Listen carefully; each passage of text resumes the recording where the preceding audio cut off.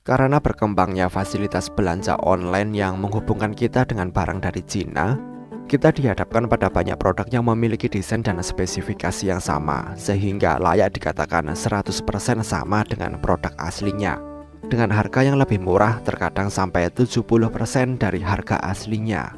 Dari mana asal produk yang mau dibilang original atau tidak original? Pernahkah kalian bertanya-tanya siapa yang memproduksinya dan apakah produk kopi ori benar-benar produk original? Check this out.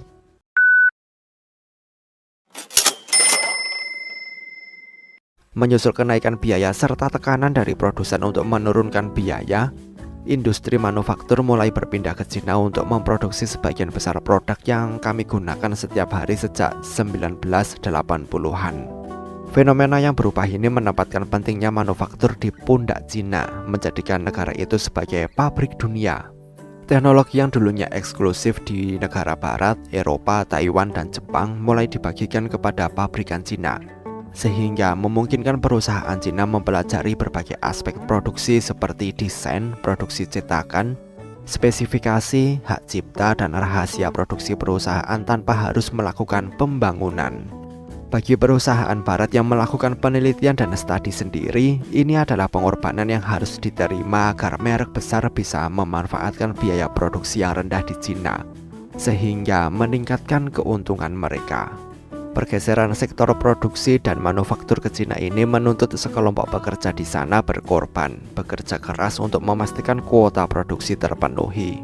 Perubahan cara kerja di Cina karena permintaan yang meningkat setiap tahunnya, akhirnya membuka peluang bagi banyak pengusaha instan di Cina untuk menghasilkan pendapatan sampingan dalam skala besar dengan biaya modal yang lebih rendah. Mereka mampu memaksa pekerja untuk bekerja tidak peduli waktu. Tahukah kalian seberapa besar sektor ekonomi hanya melibatkan produk palsu atau bajakan? Dalam sebuah studi yang dilakukan pada tahun 2016, perkiraan total nilai produk palsu di pasar internasional mencapai lebih dari 6,6 triliun rupiah per tahun. Angka ini meningkat setiap tahun dengan mayoritas barang palsu yang dijual berasal dari negara lain selain Cina. Seperti yang kami sebutkan di awal, budaya kerja mereka adalah kontributor utama masalah ini. Dari segi hukum, produksi barang bajakan di Cina merupakan pelanggaran dan dianggap sebagai kejahatan. Tapi kegagalan otoritas Cina untuk benar-benar mengawasi kegiatan itu, terutama jika menyangkut perusahaan asing, disebabkan oleh beberapa faktor di luar kendali mereka. Faktor sentimen masyarakat lokal yang menganggap peniruan produk luar negeri bukan kesalahan besar menjadi faktor pendorong utama.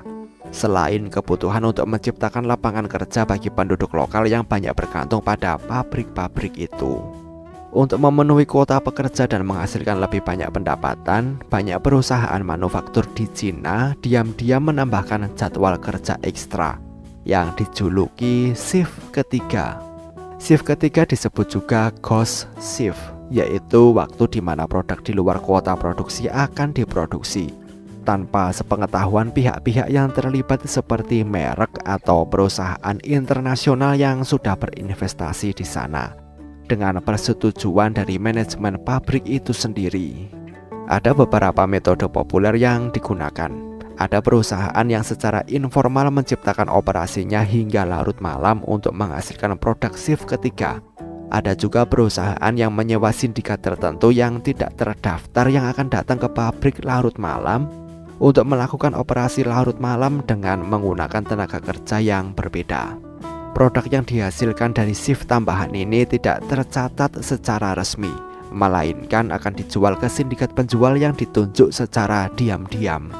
Tergantung pada metode produksi shift ketiga yang dipraktekkan, kualitas produk yang dihasilkan juga akan memiliki perbedaan yang signifikan. Contoh kasus produk shift ketiga yang paling terkenal melibatkan pabrikan sepeda motor Jepang yaitu Yamaha, yang menunjuk 3 perusahaan di Cina. Apa yang terjadi setelah itu? Semua rahasia teknik Yamaha akhirnya dijual oleh salah satu perusahaan yang terlibat ke perusahaan lain milik warga setempat. 4 bulan setelah penjualan, sepeda motor bajakan dengan desain dan teknologi yang sama mulai dirilis oleh perusahaan tidak dikenal itu dengan menggunakan nama asli Yamaha atau nama yang berbeda. 5 dari 6 sepeda motor yang dijual menggunakan merek terkenal Jepang adalah sepeda motor palsu. Kejadian ini mengakibatkan kerugian besar bagi Yamaha sekaligus mempengaruhi reputasi mereka. Itulah mentalitas yang perlu kita pahami ketika berbicara tentang upaya pabrikan Cina untuk melakukan proses pembajakan ini. Mengikuti penggunaan metode dan peralatan serupa dalam proses produksi shift ketiga, apa yang bisa diproduksi oleh produsen shift malam tidak resmi ini terkadang 100% sama dengan produk aslinya, sehingga menyulitkan pemilik asli merek untuk mengidentifikasi perbedaan. Tapi sebagian besar perusahaan shift ketiga lebih memilih untuk menurunkan biaya produksi dengan menggunakan komponen berkualitas rendah, terutama untuk produk dapur, elektronik, dan listrik. Itu sebabnya ada kalanya barang bajakan seperti baju dan sepatu yang mudah dipalsukan memiliki kemiripan 100% dengan produk aslinya, tapi bisa dijual dengan harga yang jauh lebih murah karena produsen tidak perlu membayar biaya lisensi dan penelitian. Sebagai konsumen, kalian mungkin melihat masalah ini sebagai keuntungan untuk kalian dalam hal harga dan kualitas. Tapi tidak semua produk shift ketiga ini aman untuk digunakan. Kasus terkait produk palsu yang paling menghebohkan masyarakat internasional terjadi sekitar tahun 2005. Ketika sebuah merek susu formula terkenal yang produknya palsu menyebabkan kematian lebih dari 50 bayi di Cina, dengan lebih dari 100 bayi menderita keracunan. Kisah ini menjadi viral dan menyebabkan banyak masyarakat di luar Cina berhati-hati dalam membeli dan memberikan susu formula, sehingga mempengaruhi banyak penjualan produk formula saat itu. Beberapa kasus ledakan charger telepon shift ketiga juga telah dilaporkan di Cina, yang mengakibatkan kematian beberapa orang yang tidak mengetahui jika mereka sebenarnya telah membeli charger palsu karena tertarik dengan rendahnya harga jual produk asli. Berbeda dengan masalah pembajakan di masa lalu di mana produsen bajakan hanya menggunakan merek tanpa izin, masalah produk shift ketiga ini sulit diatasi karena kesamaan produk yang bisa dihasilkan. Kasus rumit yang melibatkan produsen sepatu New Balance dan pabriknya yang beroperasi di kota Yangjiang sejak 2009 harus dijadikan pedoman.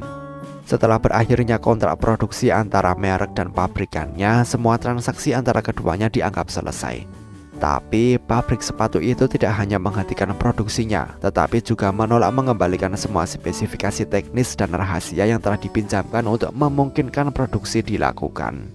Setelah laporan dibuat oleh New Balance, penggerebekan yang dilakukan oleh otoritas Cina menemukan tumpukan sepatu merek New Balance yang masih diproduksi secara besar-besaran di pabrik itu.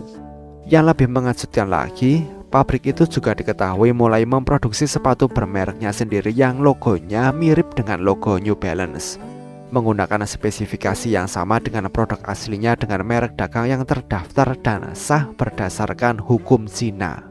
Nama merek yang digunakan oleh pabrik itu adalah New Balance. Kasus ini dibawa ke Pengadilan Tinggi Guangdong untuk disidangkan. Sayangnya, keputusan pengadilan berpihak pada pabrik Cina sejak tahap awal persidangan. New Balance mengajukan beberapa banding serta permintaan untuk mengganti hakim agar memungkinkan persidangan yang lebih adil. Setelah melalui berbagai proses persidangan, New Balance akhirnya memenangkan gugatan terhadap produsen sepatu palsu itu pada Februari 2021. Kasus seperti ini banyak terjadi yang melibatkan pabrik di Cina. Seruan pemerintah Cina yang sering mengkampanyekan para produsen itu untuk mengembangkan merek dan desainnya sendiri tampaknya tidak dihiraukan oleh para produsen. Produk kopi asli dari Cina ini sebenarnya tidak semuanya imitasi. Sebenarnya banyak produk yang 100% sama dengan aslinya, hanya dijual melalui jalur yang salah. Jika kalian adalah salah satu pembeli produk itu, kami mengucapkan selamat kepada kalian. Tetapi jika kalian adalah pembeli New Balance yang mengira kalian membeli New Balance, kami menyampaikan bela sungkawa.